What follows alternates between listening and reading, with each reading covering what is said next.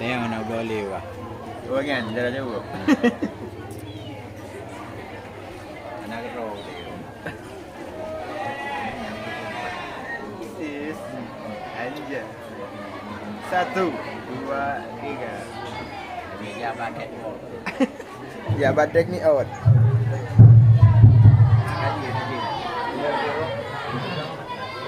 Nanti mudah. Bismillahirrahmanirrahim.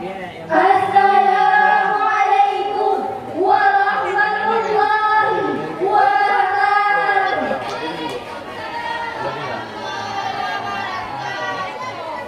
Badan kekar umurnya tua, bawa pedang bukanlah petani. Apa kabar hadirin semua? Selamat datang di acara malam ini. Alhamdulillah, alhamdulillah rabbil alamin. Wa bihi nasta'in ala umuri dunya wad din. Wassalatu wassalamu ala asrafil anbiya'i wal mursalin wa ala alihi wa sahbihi ajma'in. Amma ba'du. Pertama-tama dan bukan yang kedua, marilah kita panjatkan puji syukur atas kehadiran Allah Subhanahu wa taala yang telah melimpahkan rahmat-Nya kepada kita, baik yang berambut keriting maupun yang dibondi, baik yang berbulu tebal atau tidak berbulu. Alhamdulillah, syukur tak terhingga. Saat ini kita masih dilimpahkan banyak nikmat, dari nikmat walafiat yang sehat tanpa cacat hingga bukan iman dan Islam yang masih melekat, sehingga kita aman dari godaan-godaan syaitan. Kedua dan bukan yang ketiga, tidak lupa salawat dan salam kita curahkan, limpahkan kepada uswatun hasanah, kedua hasanah. He is the best one, he is the best prophet, he is the best example to people in the world.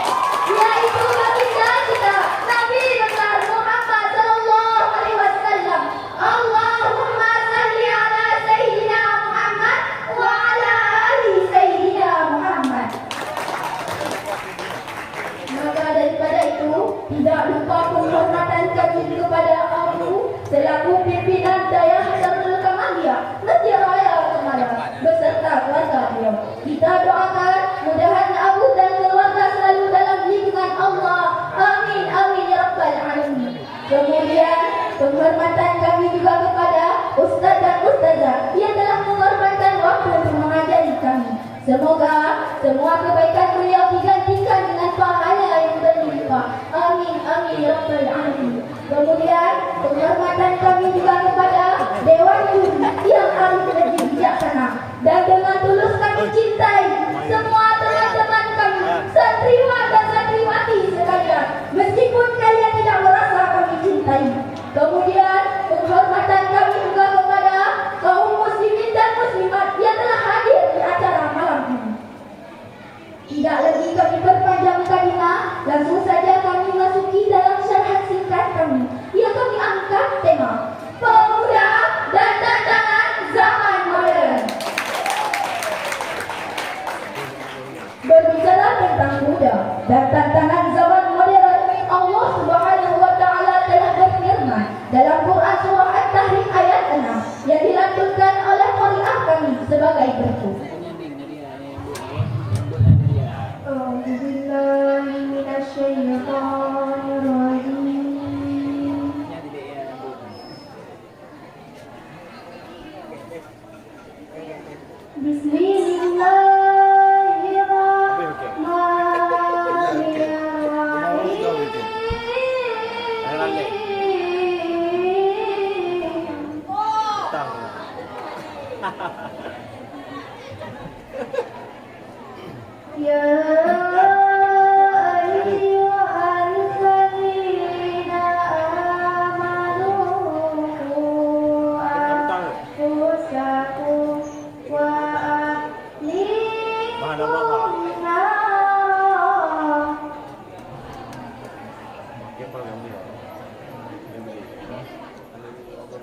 Oh